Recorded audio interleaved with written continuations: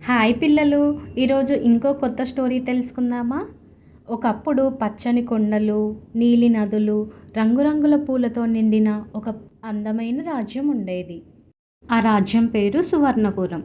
సువర్ణపురాన్ని రాజు వీరేంద్రుడు పరిపాలించేవాడు. ఆయన న్యాయంగా, ధైర్యంగా పాలించే మంచి రాజు. ఆ రాజుకి ఒక కుమార్తె ఉండేది. తన పేరు అన్విత. అన్విత చిన్నప్పటి నుంచే చాలా ప్రత్యేకమైన అమ్మాయి. ఆమె బొమ్మలతో ఆడుకునే బదులు పక్షులను చూస్తూ ఆనందించేది, పూలతో మాట్లాడేది, చెట్లకు నీళ్లు పోసేది. ఒకరోజు ఆమె తోటలో ఒక చిన్న పక్షి గాయపడి పడిపోతుంది. అప్పుడు అన్విత దానికి మందు వేసి ఆహారం మరియు నీరు పెడుతుంది. రాణి సుభద్రాదేవి ఆ దృశ్యం చూసి చాలా ఆనందపడుతుంది. అలా అన్విత చాలా దయగా అందరికీ సహాయం చేస్తూ ఉండేది. అన్విత ప్రతిరోజు రాజభవనం బయటకు వెళ్ళి పేద పిల్లలతో ఆడుకునేది.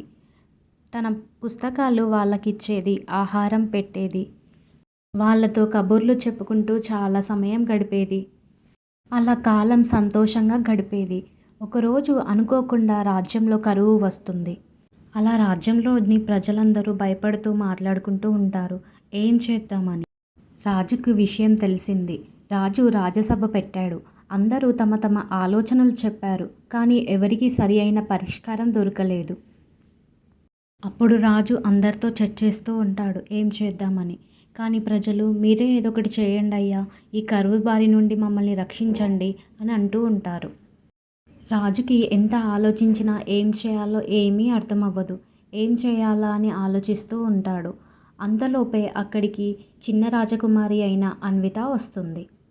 అప్పుడు అన్విత రాజు దగ్గరికి వచ్చి ఇలా అంటుంది, నాన్న, మన గోదాంలో ఉన్న ధాన్యం ప్రజలకి పంచుదాం. మనకి రాజభవనం ఉంది, కానీ ప్రజలే మన రాజ్యం కదా నాన్న అని అంటుంది. అప్పుడు రాజు అన్విత మాటలు విని కొద్ది సమయం ఆలోచిస్తూ ఉంటాడు. కొంత సమయం తర్వాత రాజు, సరే అమ్మా, నీ మాటే నా నిర్ణయం అని చెప్తాడు. అప్పుడు సభలో ఉన్న వారందరూ చాలా సంతోషపడి అన్వితని అందరూ మెచ్చుకుంటారు. అన్విత ప్రతి కుటుంబానికి ఆహారం పంచింది. పిల్లల ముఖాల్లో చిరునవ్వు వచ్చింది. అన్విత అందరికీ స్వయంగా ఆహారం పంచింది. ఒక వృద్ధుడు ఇలా అంటాడు, నువ్వు దేవతలా వచ్చావమ్మా మా దగ్గరికి, మా కష్టాల్ని తీర్చావు అని అంటాడు. అందరూ చాలా సంతోషపడతారు. కొంతకాలానికి రాజు వీరేంద్రుడు అన్వితను ప్రజల ముందు నిలబెట్టాడు. ఈ రాజ్యానికి భవిష్యత్తు రాణి అన్విత అని చెప్తాడు. అన్విత రాణిగా మారాక కూడా మారలేదు, అహంకారం రాలేదు, దయ మాత్రం ఇంకా పెరిగింది. సువర్ణపురం ఒక ఆదర్శ రాజ్యంగా మారిపోయింది. ఇందులోని నీతి ఏంటో అర్థమైందా పిల్లలు? అధికారంతో కాదు, దయతోనే నిజమైన రాజకుమారి అవుతారు. పిల్లలు, ఈ కథ మీకు నచ్చిందా? నచ్చితే BRR టీవీ ఛానల్ని సబ్స్క్రైబ్ చేసుకోండి.